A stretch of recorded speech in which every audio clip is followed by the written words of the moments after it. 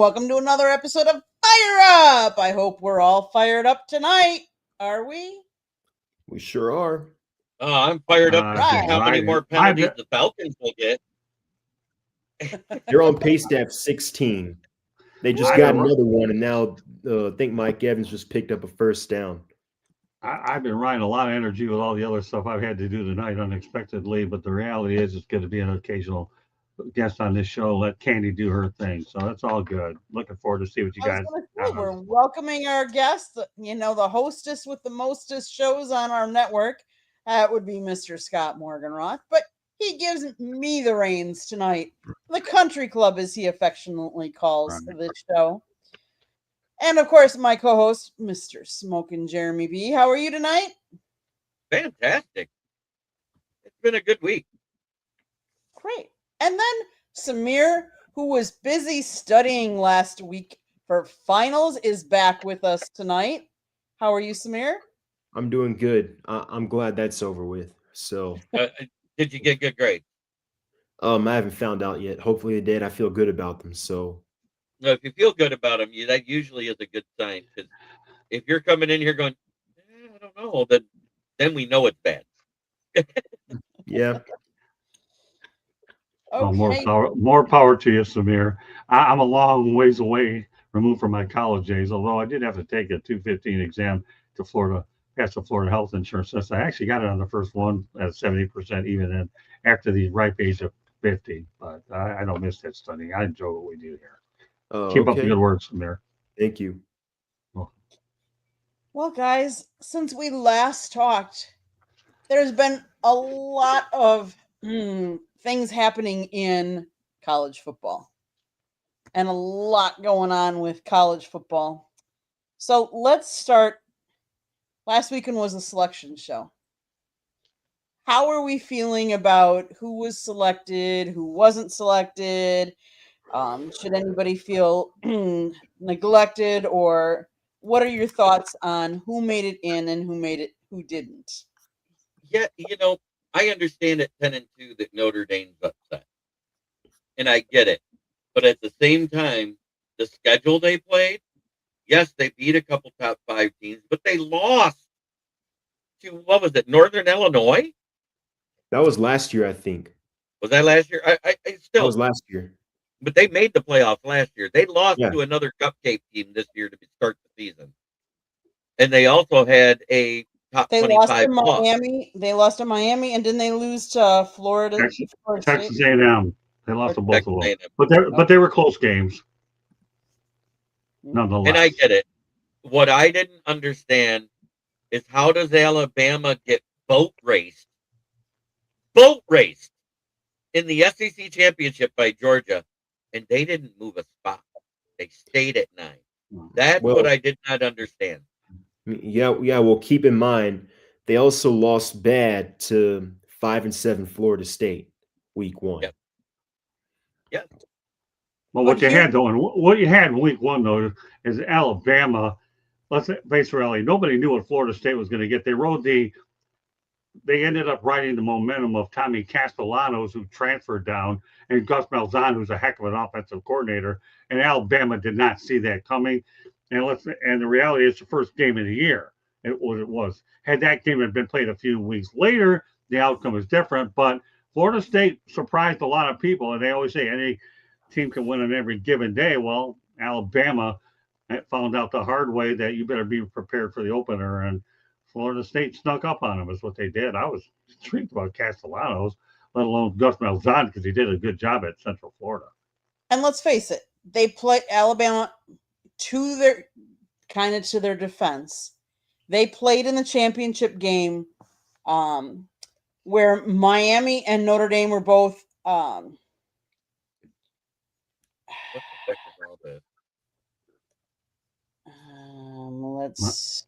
got it. Oh, it's on yours. It's not mine. They're done. I don't know who it is, but what I was going to say is Alabama played in the championship game. Notre Dame and Miami didn't play at all. It's hard to penalize a team that makes it to the championship game and then doesn't play well in the championship game when the other teams didn't even play. So I get, that logic there. Um, I will say to the college football playoff selection committee is I don't understand how and don't get me wrong, I'm happy that Miami is in and Notre Dame is not, but how do they leapfrog them in a week that neither of them plays? So, I mean, my question to you is why didn't they have Miami ahead of Notre Dame 2-3 weeks ago? Why did they wait till this last week to put them up and in? That's where I think my only guess is they had to get an ACC team in there. I just don't know if the committee was willing to do a playoff without a team from one of the major conferences or from one of the Power Five conferences in. I think that's what it was about because if Notre Dame's in a conference, and I know this is kind of an overrated take, an overused one, but if Notre Dame's in a conference, I think easily they get in over Miami. Okay. Okay. Well, here's the deal. Head-to-head matters. Katie, we were at the game, right? Yep. Was it 27-24? Miami beat Notre Dame. Right. By 3. Miami really dominated throughout that game. I don't care if it's first game of the year or not. So what? Care. Head-to-head matters. And obviously, as you get closer to the championship games, obviously you want to see exactly where some of the other games play out before you ultimately make the final decision. At one point, Miami was eliminated, but that was a week prior. Now, a week later, they're in. Well, no problem. Just to show you how bizarre the season is, Manny Diaz wins a conference title. Miami doesn't. But Miami's in. But they played real well in the month of November, where they notoriously don't play very well. But head-to-head matters. I don't care what anybody says. And in this particular situation, it did. It did. I don't know how it got back. I blocked and removed. Oh, I'm blocking them on mine. Now they try to come in on mine. All right. Nevertheless, head-to-head matters. And Notre Dame better get it figured out because if they keep screwing around with the ACC, let them not forget that the ACC bailed them out for COVID-19 is what they did when they had nobody to play and they had a conference game to be affiliated with. And now they're acting like this. Give me a break. Head-to-head matters. Miami won. Next year, they'll play each other again, a game that Katie and I are hoping to get to in South Bend, a bucket list letter. Go ahead. So my question is, athletic directors in multiple colleges are threatening to freeze Notre Dame out of future schedules after learning about a memorandum of understanding deal that reportedly gives the Irish guaranteed playoff access starting next year if they finish in the top 12 of the final rankings. Critics argue that the deal gives an independent program special treatment while everyone else must navigate conference races and more challenging paths to the playoffs. They would use non-conference games as leverage to push the Irish toward joining a conference or to protest the perceived special treatment. What do you guys think? So I don't know if I fully know, but what's the backstory behind them playing in being an independent team? They get their own TV revenue from NBC. Right. That is the main thing that's keeping them there because of that lifetime contract that Lou Holtz and the athletic director of Notre Dame negotiated with NBC. They don't want to lose that contract money because it goes up by X amount percentage every year, and they don't have to share it with anybody. It's the same reason why we heard about a month ago that Michigan and USC, because they created their own network for their school, a private network, went out and got their own sponsorship, and they have to share. Each one of them makes $2.5 billion alone, and they have to share that with the rest of the Big Ten, which is why they've threatened to go independent. But what's happening to Notre Dame now, with teams threatening to leave them off the schedule, Michigan and USC are going to go, ooh, maybe sharing's not so bad. Interesting points. Actually, you know what? I'm in favor of it. Freeze them out. For what? Yeah, freeze them out. I don't care. I think it's a great move because Notre Dame, that'll keep them out of the top 12. Then you won't have to enact that clause. The independent thing, I understand what they're doing with NBC. I totally get it. They're making money. They're putting it all in their pocket. The ACC bailed them out. You think you're going to, Big Ten says that you're all in or you're not. That's all there is to it. Period. And the SEC is in a position of power. They could do that if they want to as well. So where's Notre Dame? You want to get even with the ACC when they saved your butt? Yeah, okay. I think they should. I think all the top teams. Then you talk about strength of schedule. Notre Dame's got big trouble. They opened up a can of worms that they shouldn't have. They should have kept their mouth shut, bit the bullet, and gone to the Pop-Tarts Bowl. Because what happened with Notre Dame is when they got out of the bowls, then you had a domino effect on all these other teams got out of it. And there was some that really should have been it, like Florida State, that needed to get in. And all of a sudden, the bowl season's upside down. There were way too many of them anyways, but that's for another day. So, get me wrong, Notre Dame's the top, one of the winningest programs of all time, but this is a different era of college football. Right. And if you think you're going to, it's like Pearl Harbor. Sorry, Jeremy. The Japanese made the first move in Pearl Harbor, right? And what happened? We got drawn into the war. Notre Dame, to me, is the Japanese in this case. And Pearl Harbor was everybody's getting into war. Okay, Notre Dame. Okay, you dropped the ball. You disrupted our system. Now we're going to retaliate. Go ahead, Jeremy. So the 10 schools that decided to turn down bowl games this year, the biggest one was Notre Dame. Then it was Iowa State, Kansas State, Florida State, Auburn, UCF, Baylor, Kansas, Rutgers, and Temple. The funny thing is, outside of the first three I named, the rest of them are 5 and 7. And the only reason why they made bowl games is because they were the bowl games that nobody watched. They're the bowl games like in between Thanksgiving and Christmas where everybody's just like, we got the Popcorn Bowl and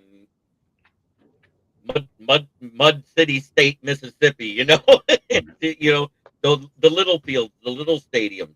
And yes, but what I hate about it is for the kids and the fans of the kids and the families, because the schools that decided to take these guys out of those bowl games, they're being denied that chance to have that special moment. What if that 5 and 17 does upset a 7 and 9, a 7 and 5 team or something like that in those bowls? That's what they're robbing these kids of the chance of doing and showcasing their talents that normally wouldn't be seen on a national stage. That's what I was going to say. Yeah. Well, taking another step, 5 and 7 academic progress rate. I actually asked Zach Kitley over at FAU, right? What 5 and 7? They would have taken that bowl if they had done business and not got clobbered by East Carolina to go 4 and 8. I didn't have that many miracles in my pocket. Candy, even Katrina McCormick, remember she said, I got them into the Motor City Bowl and they ended up playing Central Michigan. I did some there. I pulled a few strings back in Metro Detroit. Jeremy will say I have a lot of connections up there and they got them in there. FAU would have gotten in, but the reality is academic progress rate is really what kind of gotten them in. And the Iowa State was 8 and 4 and they didn't go to 1. Matt Campbell, they're trying to get things going. That one is the most costly of the group. The other one probably nobody cared about. But here's the thing, Jeremy, I want to touch on something and build on what you're saying. Well, you know what I like about these bowl games, Jeremy and Samir Candy? It's an opportunity for kids to get more game film to impress the pro scouts. Another game against non-conference opponents. That's what bothers me most. That's what I like about the bowl game. It's an opportunity outside of your conference. And because these bowl games have been in my fair share are heavily scouted. And all these kids didn't get those opportunities. And that's what bothers me. In fact, I don't know if you know this, but the LA Bowl is going to be discontinued. This is the last year for it because of the uproar of the Pac-12 going out and everything that took place there. That was actually announced today, by the way. Wow. Oh, okay. Yeah, 6 years gone, Pac-12. They don't care about the new Pac-12. They're figuring the fact that this thing that Rob Gronkowski was a part of is no longer there. The Bahamas Bowl would have been fun to go to. I would have loved to have taken Candy to that one. Even though they wouldn't have had any people, it still would have been a chance to get her down to the Bahamas. But that went down the toilet, and it's out in Texas under a different name. So with that being said, let's look a little bit at the first round matchups. So the first round is, let's start with Let's go ahead and start with Miami against Texas A&M. What are we thinking about that A&M's game? a little I got to go with Texas A&M. A&M. They're a little bit more of a juggernaut. Carson Beck, you don't know if you're getting good Carson Beck or if you're getting Trust him. the bad version of Carson Beck anymore. From week to week, he's a different quarterback. I'm going to go Miami because they're on house money in this game. I may be a homer. I'm guilty of that. I have no problem with it, but they're on house money. I figure I might as well be different. One of us got to be right next week if I go Miami. But the guy to watch for in this game is Malachi Tony. This kid's a speedster. He does it to you on special team, good wideout and all that. I was sad to see Ray Joseph actually go into the transfer portal. I had an opportunity to interview him, but he sees that all these younger guys are being brought into the mix and he'll have an opportunity. You'll watch out for the name Ray Joseph. But I'm going to be the homer. I'm going to say Miami's on house money. They have everything to gain, nothing to lose. And if they win, guess what? Candy and I, we're going to apply for the Cotton Bowl out in Dallas. So I'd like to see them there. I don't know whether it's only a weekend if that's what we're able to do. I don't know. We'll have to see how it goes. Maybe we will, maybe we won't. I don't know. But I'm looking forward to getting back out there. I love college football, going to the game. It's the other drama I can't stand. So I'm going to go Miami this time. Okay. Ole Miss and Tulane. See, I mean, I don't know how to navigate this game because simply due to the fact that Ole Miss is without their head coach. Yep. If they had Lane Kiffin, I would easily say Ole Miss, but he's not there. What kind of impact is that going to have on the team, whether in game, in practice? I'm sure they're not going to change much, but just makes you wonder with all the publicity, not only with the publicity surrounding Lane Kiffin leaving, but with I would say the effect it may have on the players. Like, what kind of impact is that going to have?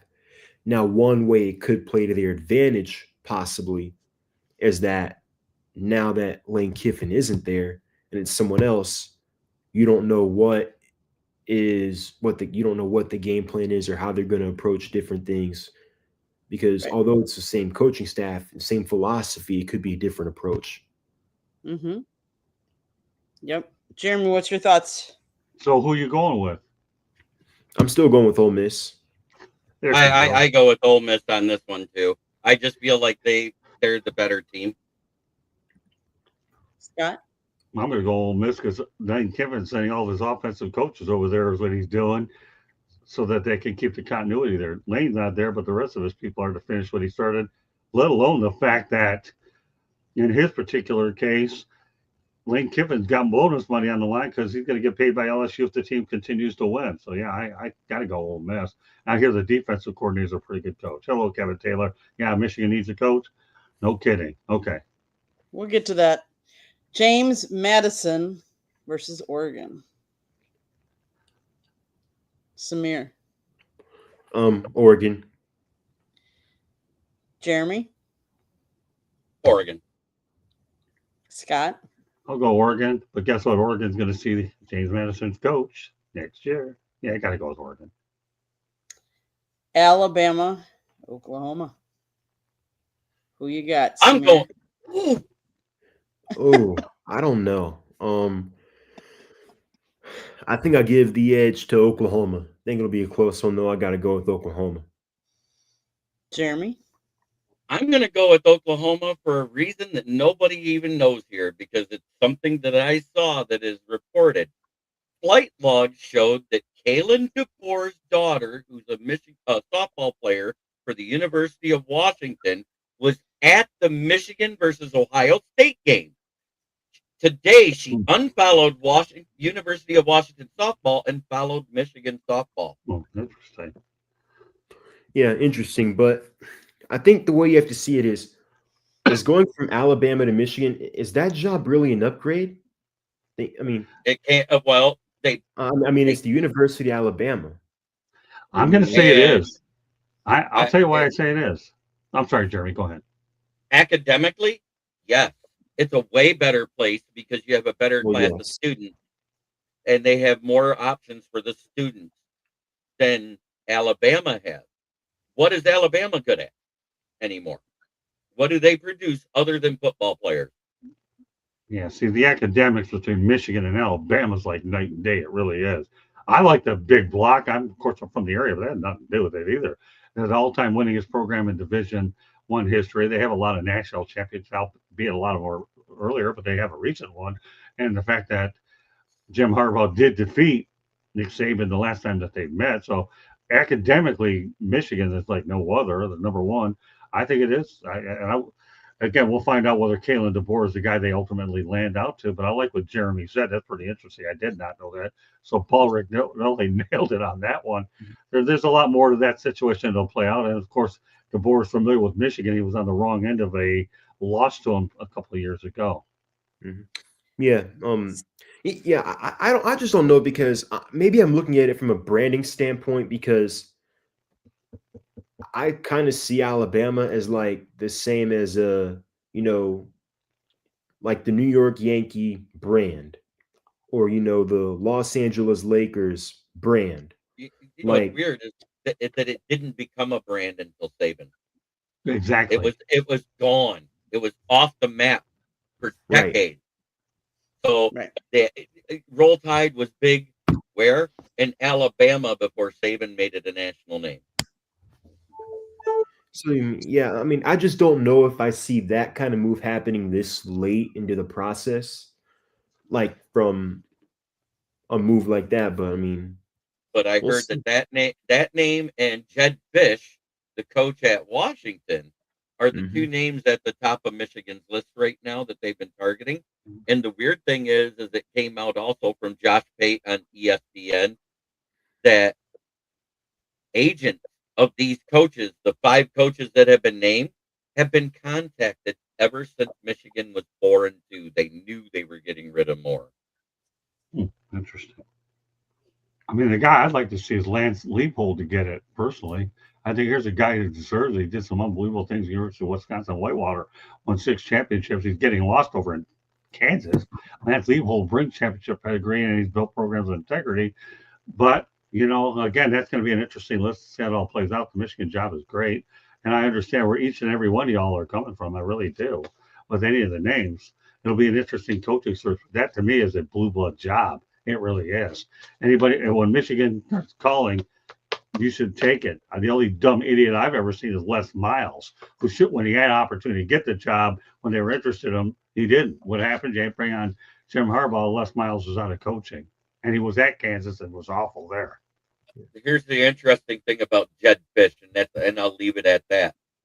That year that Cade McNamara had his best year at quarterback, Jed Fish was the offensive coordinator at Michigan under Harbaugh. Oh, interesting. Great. Here's stuff. one name. Here's a wild card. Sure. Now that the Penn State job is filled up, what about Brian Dable? I think Brian If he Dable's doesn't going to end land up an NFL offensive coordinator job somewhere else.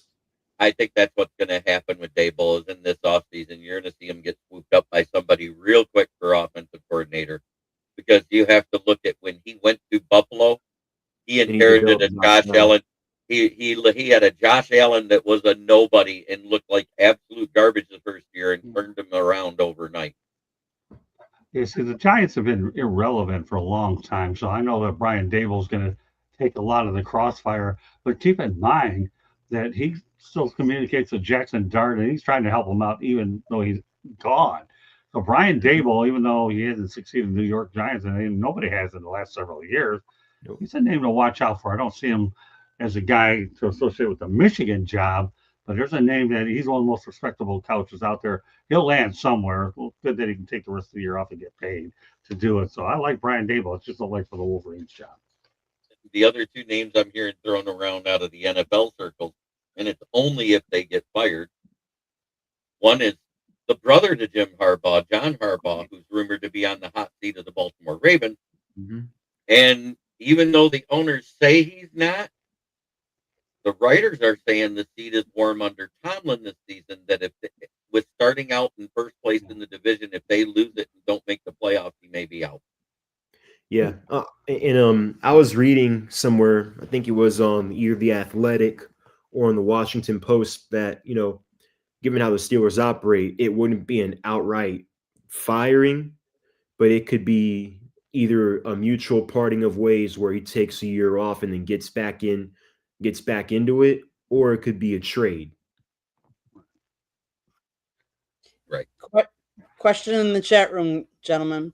How high of an impact are these playoff games when it comes to player retention? Or is that an afterthought for most teams? I I think wanted to say after it's an impact, because I think ultimately these players want to be playing in these games. We want to be in a position where they can play in big games and win big games. So yeah, I mean, I know money's an impact, but I think also these guys are competitors. They want to win. So right. My thing is player retention does have a big part of it, because if you think about it, most of your starters are seniors and juniors. Very few are sophomores and freshmen. The the elite are the sophomores and freshmen that start on a college team. Mostly it's juniors and seniors, and all of them are NFL draft ready. The ones that come out to go to the draft, they are the ones that hurt their teams in the college football playoff because they refuse to play in them. And we've seen it happen time and time and again lately. And the team that you think will win it all doesn't. Yeah, that's true. You have to sell your players to come back every year, no matter what. It's not like, but again, yeah, for the longest time, coaches have been leaving anyways. They've been going on. Now their players are catching up. Players want to play for a specific coach. I think it'll be interesting to see how the Bryce Underwood situation. But Bryce is a smart kid. He's going to find out who the eventual successor is. You got Tom Brady, who sees what's going on. He's just sizing it up from where he's at. Tom Brady will be, if there's ever a time you need him to be an ambassador for the University of Michigan, it's him now to make sure, hey, just put your foot on the brakes a little bit. I saw Rich Eisen on the NFL Network, a big alumnus, and Adam Schefter starting to make some comments as well. So, it's certainly a situation where you have to sell your players every year to come back to you. That's how it is now. You recruit. And it's not a God given that you're there 2, 3, 4 years. And some of these guys are playing their 5th and 6th year somewhere else, anyways. It's a bet. You go where the best place you can to get a job in the NFL, and we're seeing guys play 6, 7 years. So since we kind of are alluding to it, Jeremy, let's go to the Michigan topic. Let's bring up the facts as we know them right now. Okay, so we know that Sheronne Moore was fired somewhere between 3:30 and 4:30 p.m. yesterday from the University of Michigan as a coach. We do have statements from agents saying of coaches that they're targeting, and I can't say which ones they are, but they're high on the list. They were talked to by the Regents and athletic director of Michigan after Michigan went 4-2 and they almost lost to Northwestern that week. That was when all of this started. So if agents knew that the job was coming open then, Ward Emanuel, the athletic director of Michigan, knew he was firing Sheronne Moore at the end of the year, regardless of what happened with the Ohio State game, which means there was something else underlying. We do know that he had an affair with the executive assistant to the head coach, a graduate student executive at Michigan, Paige Shriver. We do know that his wife knows about it. We do know that when he got home, his wife and him had an argument, and more than likely over this said affair, but that is an alleged thing that the argument was over. But we know that the wife reported him to the health and wellness department of the police to look for him because he threatened to unalive himself. And in that type of moment, when you're faced with your wife saying things like divorce and I'll take full custody of the kids and I'll take more than half of everything you get and get alimony and child support and everything else, right after you lost your job, you panic. As a man, you panic. He handled it badly by saying he'd unalive himself. So she put the police on his tail. Allegedly, when he left the house, he broke into said staffer's apartment, and he allegedly held a knife to his own throat and threatened to unalive her as well. 2 hours later, she was able to contact him and get his location by pinging it and sent it to the police to have him pick him up at his church, which means, and it is known that he was at her apartment. It is not known if he broke in. It is not known if he threatened her. And it is, all we know is that he was suicidal. He came to his senses and he went to his church because he is a Christian. He is a God-fearing man. And God is all about forgiveness. So more than likely, he went to his church to repent, and he contacted his wife. My heart and my prayers go out to the students that have decided to stay. So far, out of all the recruits that signed on signing day, only the 4-star tight end left. He's the only one that rescinded his commit, and they allowed him to do it with no repercussions. Everyone else has said what we expect Michigan men to say. I came here for the block end and the opportunities they give me beyond football. This is what I've heard and what I read on the Maize and Blue report, which is on the Wolverines.com, ran by Chris Ballast and another gentleman that I can't remember his name off the top of my head. But I follow Chris Ballast, that's why I know. And Bryce Underwood has said he respects the block M. And from what I understand, this is through multiple Michigan fan pages, so this is alleged also. Bryce Underwood, after the Northwestern game, because remember, that's after he had that 3-game run where everybody was talking about him as a Heisman hopeful because of how good he played with the offensive coordinator was running the team. Sheronne Moore goes or I do to Ward Emanuel. This is what's coming out of the camp that they on fan pages. So I can't say it's a source. I can't say it's true. It's alleged that this is what was said. So I don't think he's going anywhere. Because David Portnoy and his wife spent a lot of money to get Bryce Underwood at Michigan. So as far as that goes, if anybody else wants to comment on it, you can. If you don't want to, I totally understand. This is still obviously a developing story, and we don't have all of the details out yet.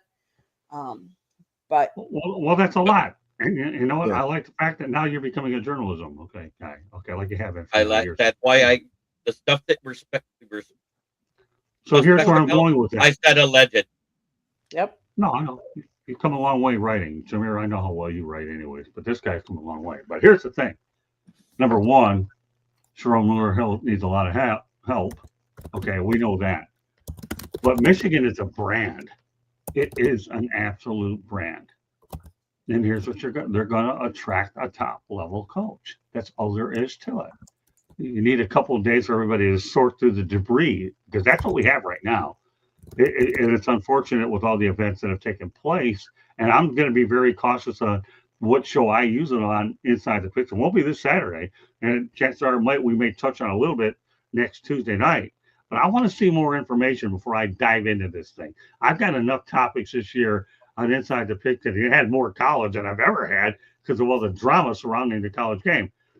But the reality of the situation is this. Who will the next coach be at Michigan?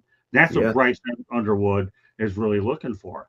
Let me tell you, there are upgrades over Sheronne Moore. This guy's been suspended a couple of times. He's connected with some of the wrongdoing with the previous regime. Now give me a guy very capable of what he's able to do with the blue blood talent you have there. Michigan's rebound won't be as badly as you think it will be, although things don't look at the moment. They really don't. Exactly.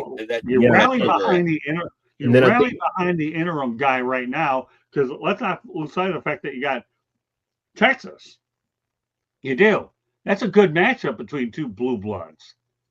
So it's a very good game up in Orlando. So by no means am I putting an indictment on Michigan.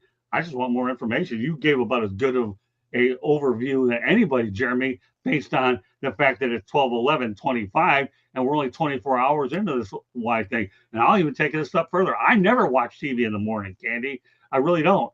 But I decided to go on Get Up to watch there a little bit and First Take. And I got on when Adam Schefter, Mr. Michigan himself, went ahead and got on, and I wanted to find out because now I got a lot of football shows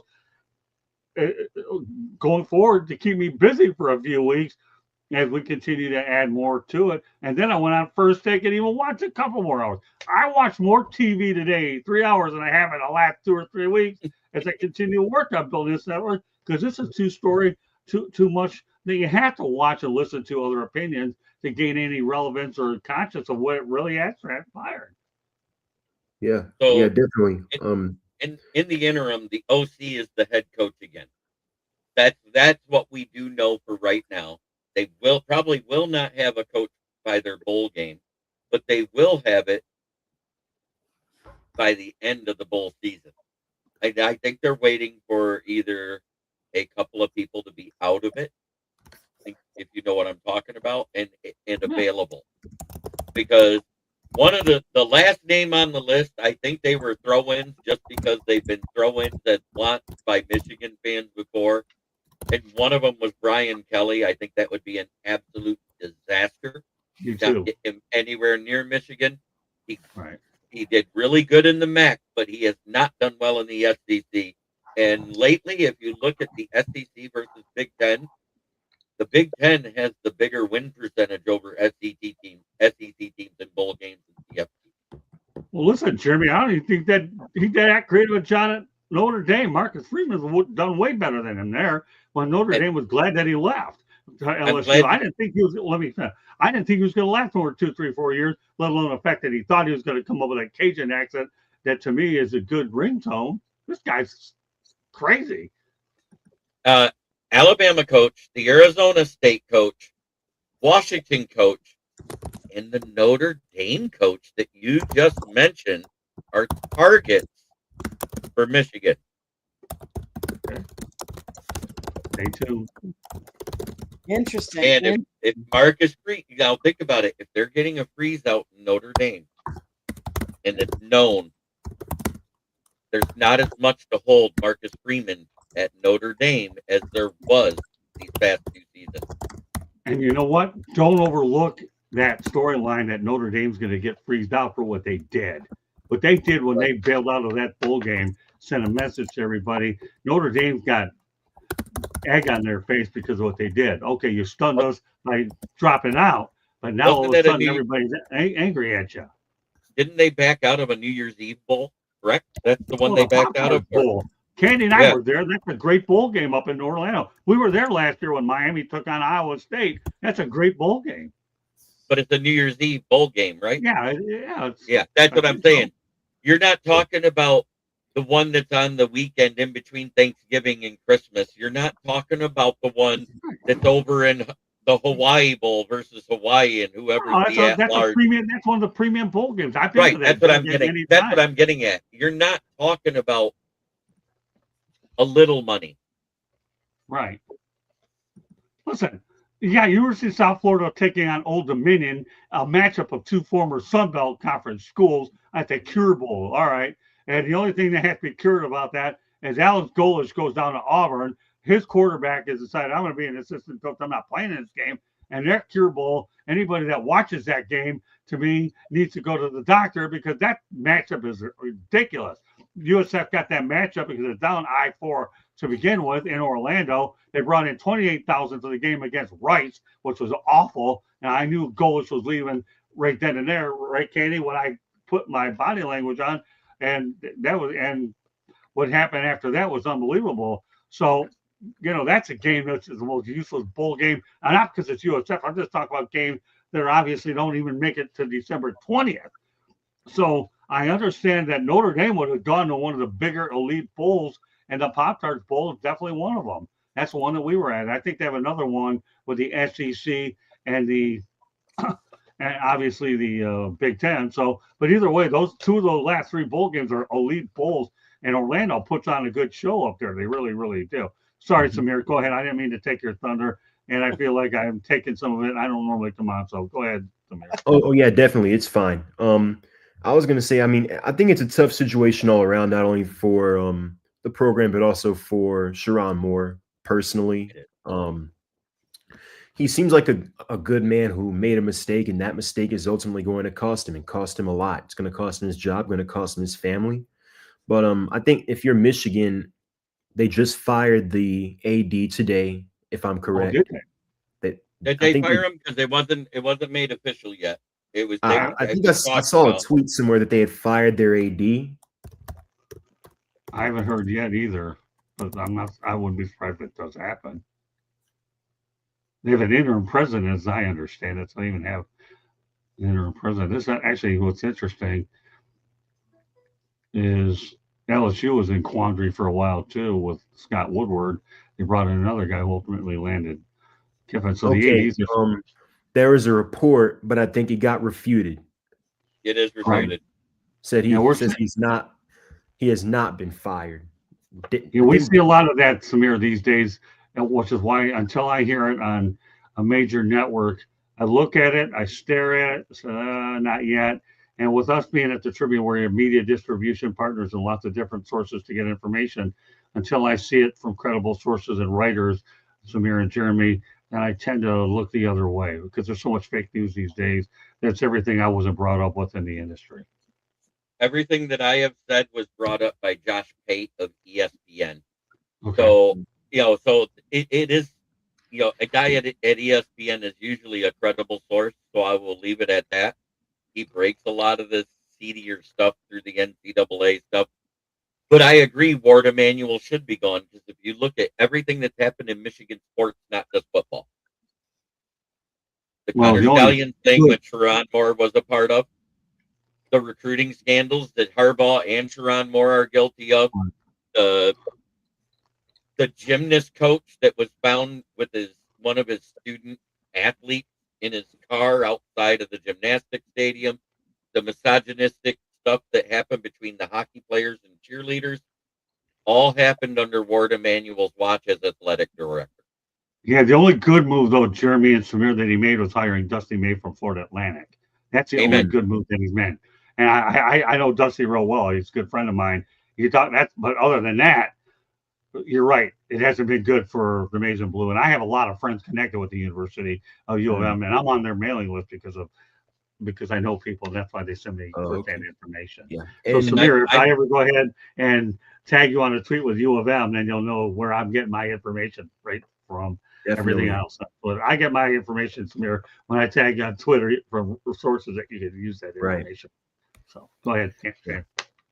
And speaking back to the NFL, for those who aren't paying attention, Atlanta has 13 first downs and 14 penalties. 14. Yeah.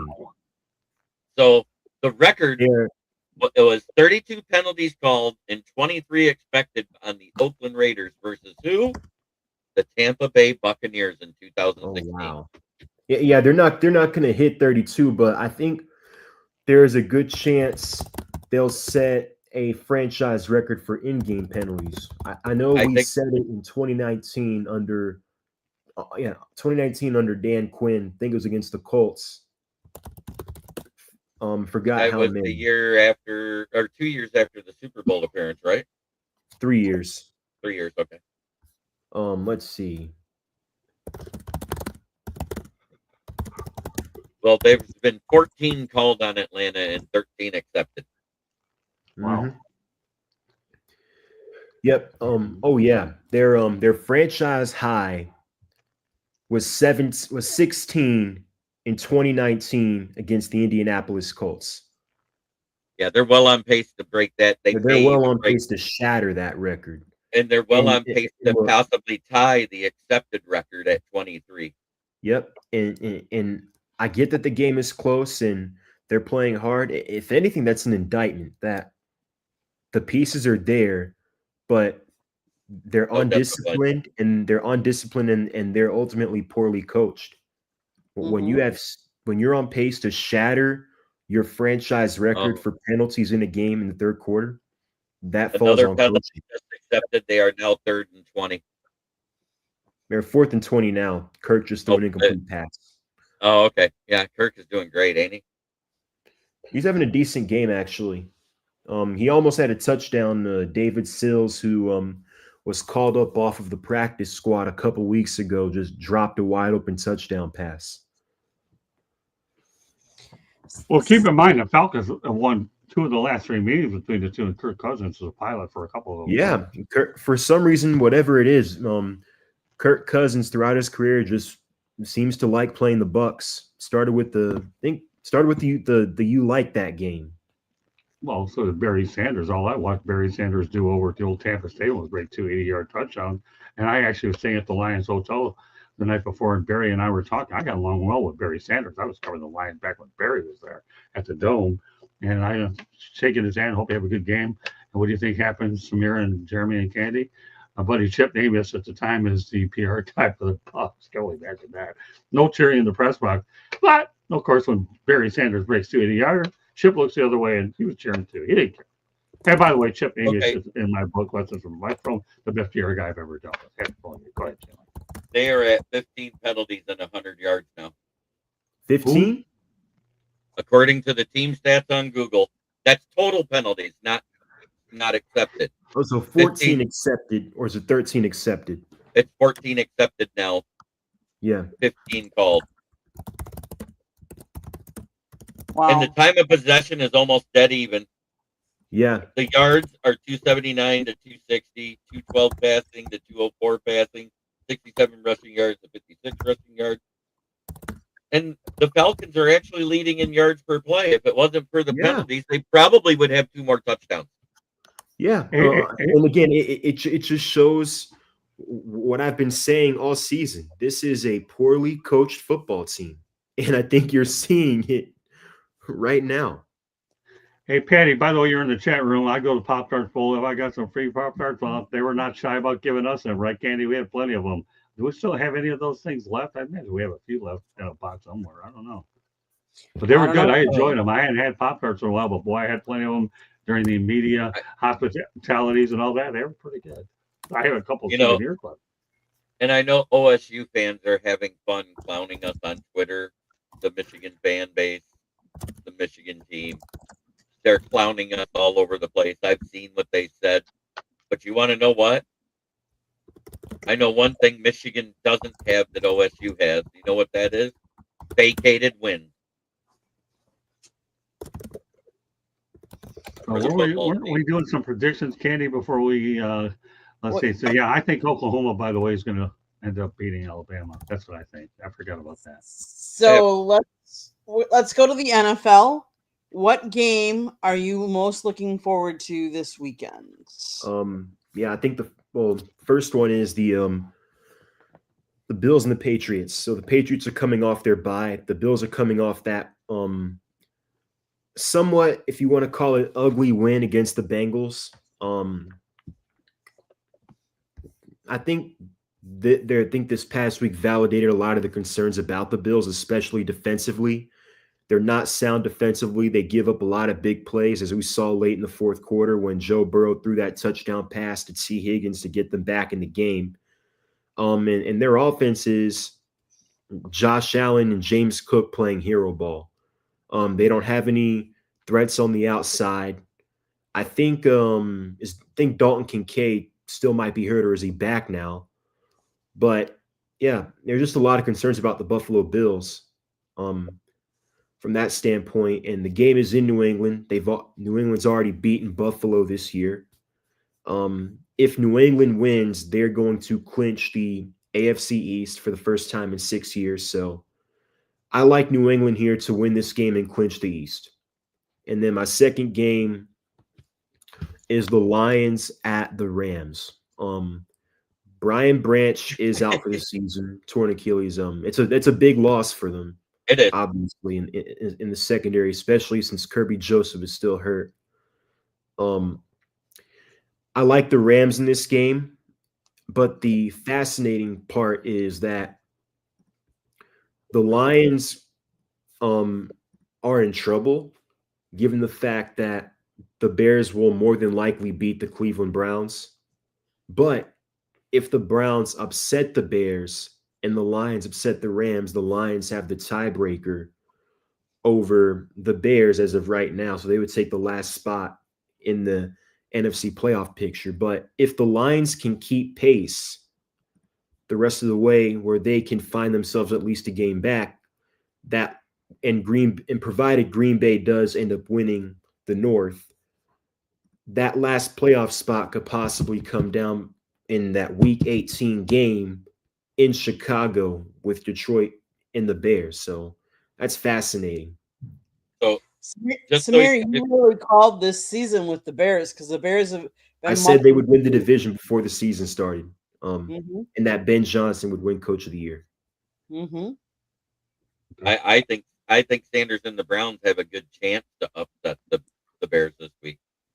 I put it a pickup game because of the Browns defense and the way that Shedeur Sanders has played at quarterback the last 2 weeks. He has thrown 4 touchdowns, 2 picks, and ran one in. That's a pretty good touchdown to interception ratio for a guy that wasn't playing with the first team for 3/4 of the season. So here's the thing. The breakdown is, let's say the Lions win out at 12-5. They have a 52% chance to still win the division and 100% in the playoffs, correct?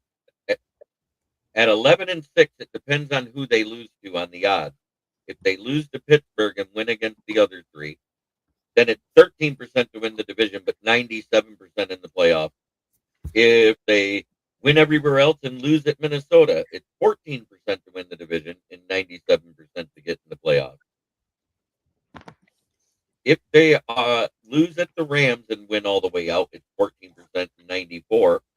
And if they win all and then lose to Chicago in Week 18, it goes from 90% to 73%. Because if they lose, it depends on the point differential on whether or not they get in the playoffs over Chicago. And that means that Chicago has to beat us by more than 31 points. Okay. I'm just breaking it down. And everything like that gets less than 50%. Yeah, so somebody on this panel is good with analytics. Okay. Evidently that's you. So now what 2 games do you like? What 2 games do I like? Yep. God, let me look at my schedule again because I got got it. Gotta look at the schedule after I hit all those. Yeah. I just wanted to spell that out. I got it. I'm looking forward to, and it's kind of like a toilet bowl game, is what I like to call it, because I love these. I love it when it's 2 bad teams versus each other. It's the Washington at Giants, because you may not have Jaden Daniels, but you got Jackson Darkbet for the Giants. And if the Giants can play 4th quarter defense, they may actually win this game. Okay. Scott, what games are you looking forward to this weekend? Well, the Lions have had a couple stinkers this year, but I think that I'd like to see them come up with one against the Rams that isn't a stinker because they need it worse than the Rams to get in the playoffs. So I'm going to look for the Lions and the Rams. And you know what? The other one I really like, I'm definitely looking forward to watching. I think unfortunately they're at the same time. That's why I have picture. Gotta go with the Packers and the Broncos. I mean, the Broncos are playing some awfully good football. They really are. You have Sean Payton, okay, good enough for Walmart to buy him. Okay, go to Denver and the Mile High area, and you have the Green Bay Packers. I mean, Packers obviously need this win in the worst way as well, and Denver's on their way of cruising to a divisional title. So those are the 2 games. The Lions need a good win. I love what they're doing offensively. Now, the only thing I have to wonder is if they're picking up some players on the defensive side and what kind of things that Brad Holmes has up his bag of tricks to be able to fortify that secretary. Yeah, I know, Fermi. I know your body language. I can see it. I may be 63 years old, so why don't you go ahead? I've only set you up for that update. Go on, Ulrich. Okay, so Brad Holmes has made some moves this week. They acquired Jalen Mills, a former Super Bowl champion with the 2018 Philadelphia Eagles, for strong safety. He does play that position quite well. He's been a 2-time Pro Bowler. We signed him straight to the roster, and then we also acquired the Steelers practice squad player who was a former starter, DeMonte Kazee, who has been practicing all week as well. Kirby Joseph practiced yesterday but was off today, but there was no injury designation next to it, which 9 times out of 10 means rest. I wanted to make that clear. Taylor Decker has missed 1 day of practice every week since the beginning of the season, except for the weeks that he missed all of them when he was out. So he's more than likely playing too, because there was no injury designation next to that as well. Alex Anzalone was off yesterday with the illness, but returned to full practice today. And on the sidelines working out was second-year left guard and starter Christian Mahogany, and also Shane Zylstra, who's been on the IR. He's back practicing on the sideline. Well, the bottom line is the Lions' reinforcements in the secondary can make a contribution, then you're negating the losses of the injuries. How much of an impact, I don't know. But they have no shortage of offensive weapons. They'll go as far as the Tesla kid, to me, intrigues me. I mean, he's a tall target. They're getting him more and more involved. And we all know about Montgomery and Jahmyr Gibbs and the fact that you have St. Brown and a couple of the other wideouts are doing well. All right, Jahmyr, go ahead, man. Yeah, I mean, that's really all I had. I think in another game is potentially not really, but the Eagles versus the Raiders. And I don't think there's any doubt that the Eagles are going to win this game. I mean, the Raiders, they look like a train wreck, but how they win this game. Is this a get right game for them, or does the offense continue to stagnate? Yeah. What do they look like?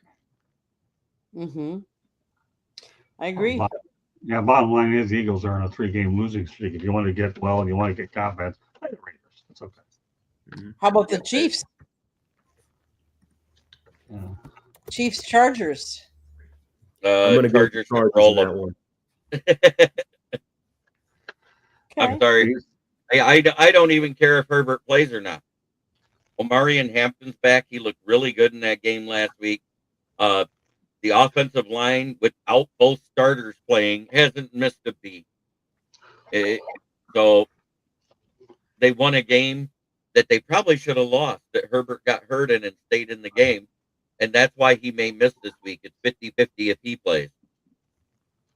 Yeah, the Chiefs are really, really, really, really struggling. They really are. Yeah, it's too bad. I mean, they've had a bullseye in their chest. The problem is they're getting older. Yeah, exactly. They're not getting the calls anymore like they were initially. If you look at the last 6 years, last year with losing in the Super Bowl, Will Vogel, look at that. Oh, Will, good to see you again. He popped in on last Saturday's Inside the Picture. Good to see Will Vogel. Been a while. All right, good to see you, Will. Well, anyways, the Chiefs went from being one of the youngest rosters to the oldest rosters overnight in the last 2 seasons. Yeah. The oldest roster in the NFL, coincidentally, is one of the worst ones in the NFL right now in the Washington Commanders. Yeah, that's not a surprise either. Well, the good news is we made it to the end of the third quarter without another penalty being called on Atlanta. Yeah, so John Robinson just fumbled. So it's Tampa has the ball near R20, but they just threw an incomplete pass. So third quarter's over. They have the ball 2nd and 10 right near R20. Jeremy, how many penalties put this game away? Does Atlanta have through 3 quarters, by the way? 15. 15, wow. 15. Well, they have 14 accepted. The franchise record in a single game for accepted penalties is 16, and they're on pace to break that. Really? Here's the crazy thing, is they only had 9 accepted penalties at halftime, so they got 6 in that quarter. So the franchise record, you're saying, is 16 accepted? Yeah. 16 accepted is a single game record for the franchise. They have 14 right now. If they have 3 in the fourth quarter, they break that record. And the record for any team was set in 2016 versus the Buccaneers by the Oakland Raiders at 23. That's crazy. Oh, focus on the present, Jeremy. How many people remember that anyways? Oakland Raiders back in the day, I don't know. Hey, I just call it like I see it. I know you call it the way you see it. No, you call it the way you research it too. That's how much better you got in this game now. Yeah, tell me. Nobody knows you better than I do, Ballrick. That's good. Yeah, it's hard to believe. 15, 14 accepted, 16 game accepted, single game record. Wow. Well, after the first half, they said the snap count was over for Mike Evans. He has 5 receptions and 122 yards so far. Yeah, Mike he had a nice catch over Kobe Bryant earlier to sip a touchdown. Isn't Kobe Bryant the one that got that interception last week? No. No? You're thinking of a different Kobe. Well, yeah, we have a Kobe Bryant as well. There's one in Seattle and one here. Oh, that's what I was thinking. Oh, that Seattle Yeah. defense that was so good last week. That's right. Can I imagine how those names are spelled? One is Colby, one is Kobe. Okay. Correct. Okay, guys, back to one of our famous segments, My Town. Let's do it. Samir, what's happening in your town? Yeah. For those who are watching this game, I don't know what else you can say that's already been said. I mean, this team has talent. They have pieces. You can see the way they're keeping close with the Bucks, but they are just an extremely poorly coached team as a whole, and you see that. They have as many penalties as they do first downs. They're on pace to shatter their single game franchise record for the most accepted penalties in the game. And the fourth quarter just started. So, yeah, the game is close, but that should tell you everything you need to know. Well, I had And they feeling. just had another one, pass interference on AJ Terrell. First and goal, Tampa Bay. Wow. Okay. There it is. It tied the franchise record in one play. Well, they're one back because they're at 15 now. The record is 16. 16 penalties total, yeah. But I mean, look, this tells you everything you need to know. Ian Rappaport, before the game, reported that the owner Arthur Blank is evaluating Raheem Morris and Terry Fontenot at the end of the season. Arthur Blank, if you're watching this game, I don't know what else there is to evaluate. Clean house. Please clean house. Seriously. There's nothing else to evaluate. But the Atlanta Hawks are currently 14-11. Trae Young is on pace to return pretty soon. Jalen Johnson is playing his way into All-NBA talks, looking like an all-star lock. Nickeil Alexander-Walker's been a great pickup. Porzingis is still unreliable, unfortunately. I was excited about that pickup in the offseason. So the Braves are making moves. They signed Mike Yastrzemski, 3-year, $11 million deal. It's going to be platoon DH with him and Drake Baldwin, which all but confirms that Marcelo Ozuna is not coming back. And then they go out and they sign Robert Suarez. He is one of the top relief pitchers / closers in all of Major League Baseball. So based off what I heard, it's going to be Suarez setting up Iglesias closing in the 9th. And with that, we have two of Major League Baseball's leaders in saves since 2023. In Raisel Iglesias and now Robert Suarez, we bolster the bullpen. Joey Menes had a setback in his rehab. But still, two good moves that I like by the Braves. They need another starting pitcher, and they need a shortstop.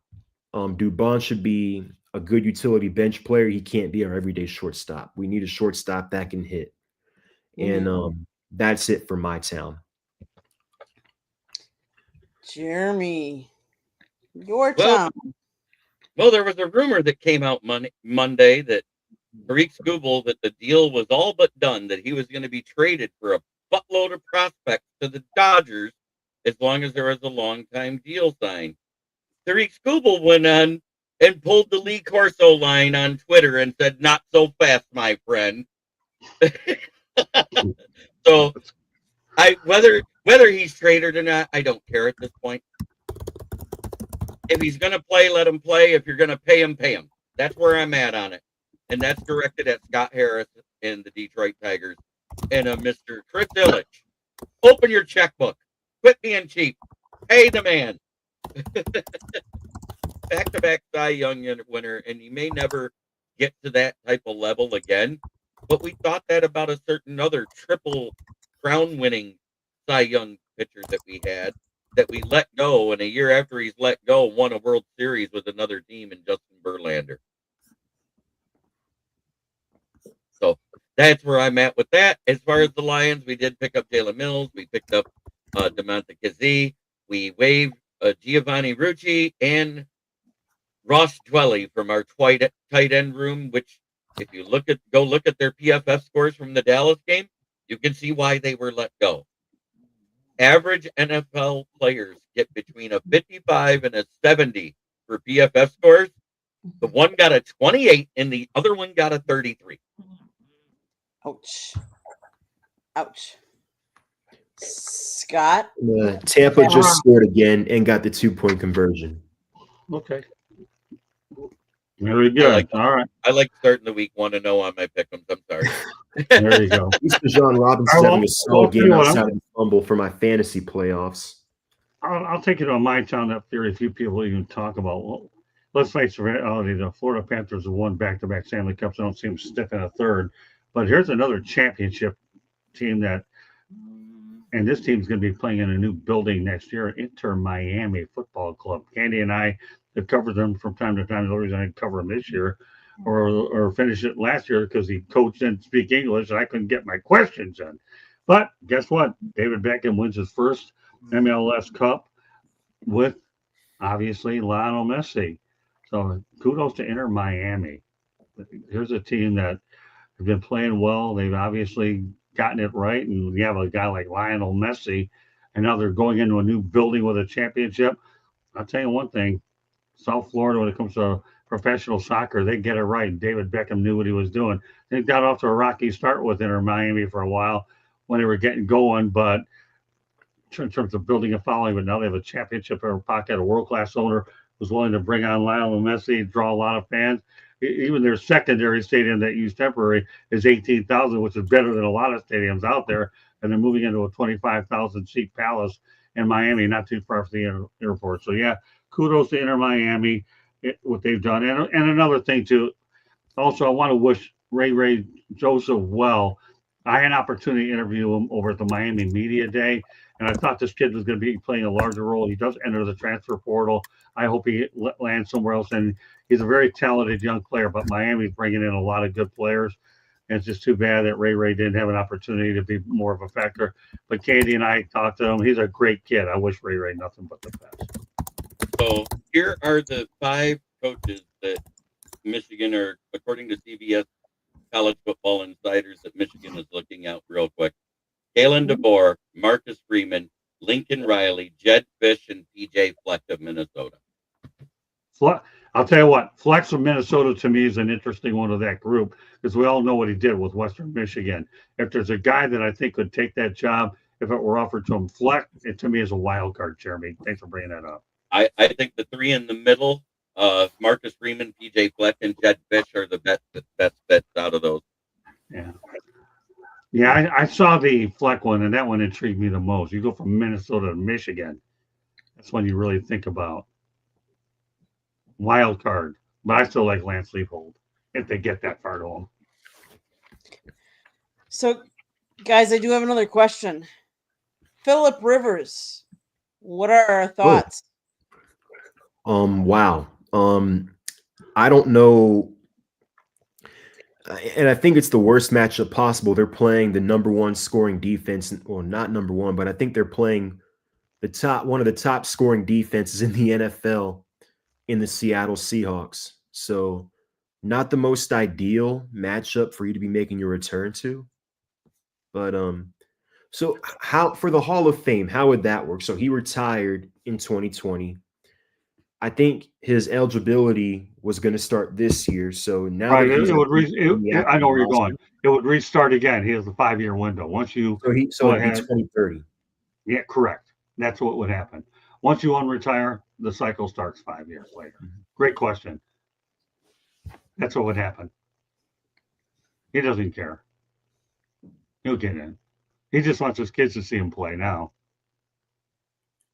Can't blame him. But you know what? Phillip Rivers being signed at 44 years old, a grandfather, father of 11 kids. I'm just curious if sometime around August or September we hear that Taylor Rivers has their 12th. Thought they were 13. No, because they had 10, but they had 3 grandchildren already. They did have another baby after. I do know that for a fact. Yeah, wasn't Brett Favre the last guy that had a grandfather that played in the league, if I heard correctly? I think so, yeah. Yeah. I thought so too. So And Candy, before there you that, I go. believe it was. I think before that it was George, the one that Blanda? was the. Yeah, Well, yeah, he was old enough to play in any area. That guy could have had grandkids all day long. Anybody that's an old he was soul. 48 when he played his last game. Exactly. That's why he was a grandfather. Well, there you go, Candy. Here's a little bit of trivia with Mr. Stat there in the NFL. Jeremy, yeah, you have Brett Favre, you have Phillip Rivers, and George Blanda for all you old school people watching us around the network.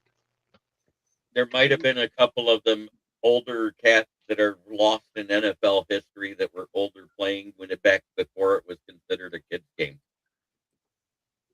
Mm-hmm. Any other topics we want to bring up, gentlemen? I do have an interesting piece of Michigan trivia for you. Okay. Who was the quarterback that played for Michigan when they had the only season in college football history where they allowed 0 points as a defense? 0 points. 0 points. For an entire season. I'm assuming this is the early 1900s? Yes. I don't know. Okay, your answer is none other than the name of the best player in football trophy, George Heisman. Oh, wow. There you go. So were you leading with 1906. They beat their opponents at the end of the season 255-0 over an 11-game period. So are you trying to lead up to the fact that there's an award being handed out this weekend that I think is the most overrated award on the planet? Maybe the most overrated award on the planet, but I believe it goes to none other than Indiana's quarterback, Mendoza. No brainer. Yeah, I think so as well. I knew you were going somewhere with this. Yes. I know you too well, Ballmer. Sure. You gotta admit, that's a good piece of trivia to bring up before we talk about the Heisman. 1906. Yeah, okay. That is true. And I know I'm not that old, even though I've been accused of it. So do you remember the name of the high school coach that got fired when you were on inside the pigskin? If I remember Conley? He ain't gonna remember. I have it in my notes. It's okay. I admit it. I don't remember. I just guessed. It wasn't Conley, was it? No, I have it in my notes. Was I even close? The guy coached out of Oneonta High School in upstate New York. Yeah, I remember that. Samir, get this. The guy coaching his guys already still got fired, even though he won a state championship. Go figure. That's crazy. It's called Patty Cake, Baker's Mad Coaching. Go, give me a parade. I was going to actually ship you a hat when you mentioned seriously, because I have a really one, and that was probably going to be headed your way, Samir. GMTA. Huh? GMTA. Yeah, great. He needs a hat. Yeah, I'm with him. Take it out of our expense account when we get bigger. Okay, guys, I am going to South Florida Tribune Publishing Company published a book. It's written by Mr. Scott Morganroth, the Motor City Madmouth. He wrote a book that talks about the media, talks about his 40 plus years in the industry and how it has evolved and changed. If you know anybody that wants to get involved writing or broadcasting in the media, this is definitely a good gift idea for the holidays. Go get your copy today. It's available on Amazon, Barnes & Noble, Kindle, Google, and Apple Books. There's also a link on our website, www.southfloridatribune.com, where there is a plethora of great content. So go check it out. If you like to listen to podcasts, you can find us wherever you get your podcast.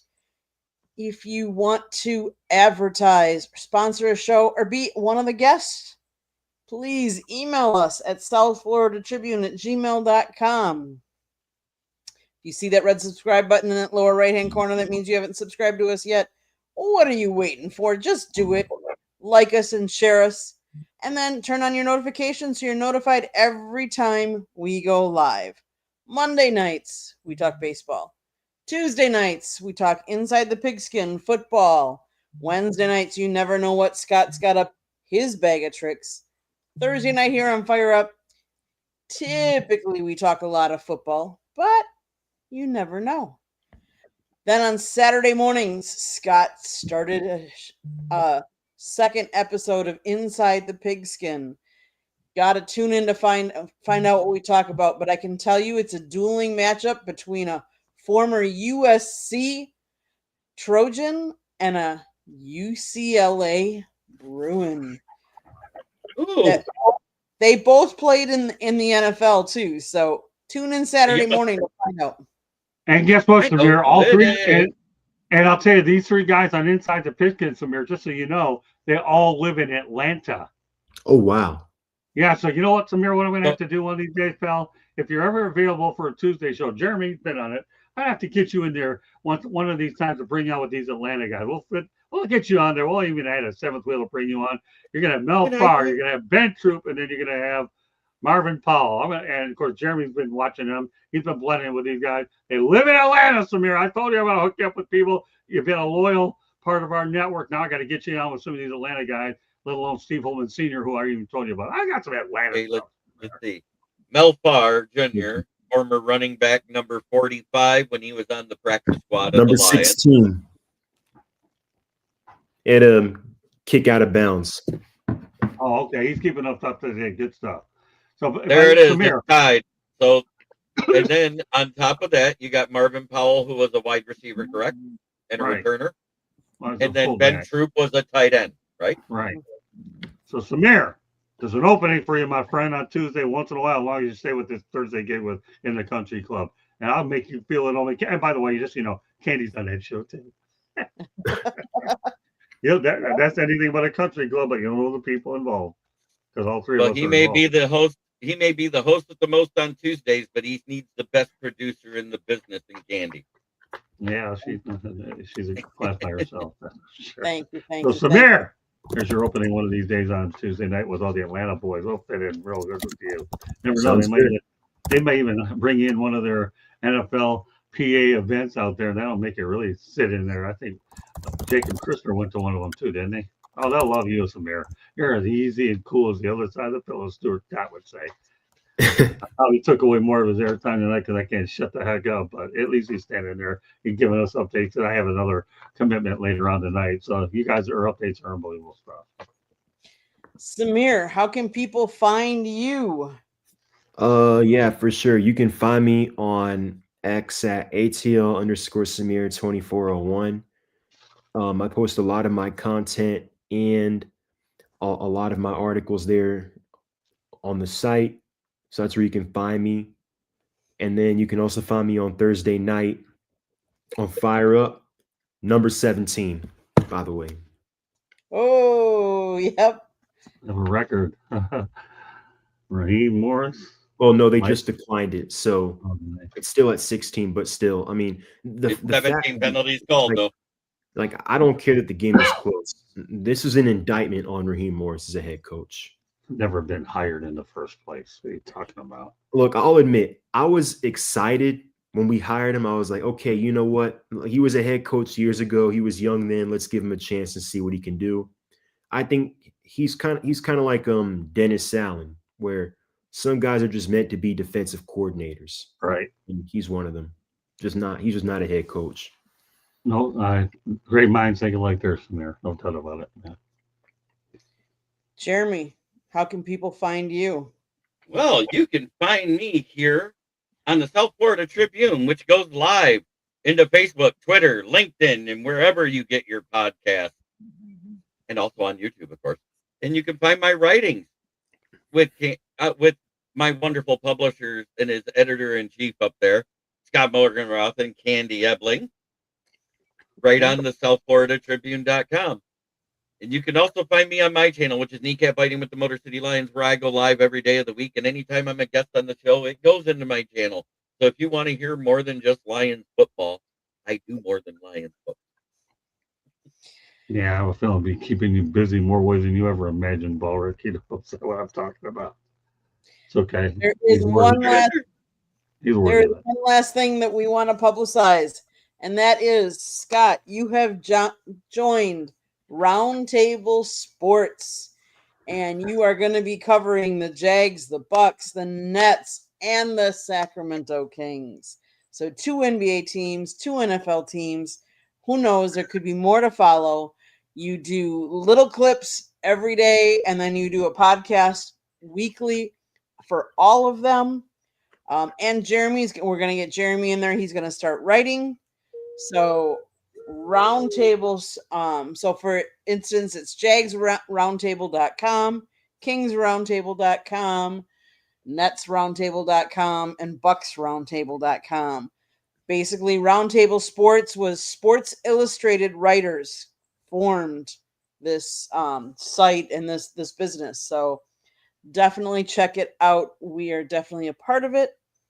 Proud of you, Scott. You worked hard in this business. And to get this opportunity is great. And Jeremy, I know you're going to roll with it as well. That's awesome.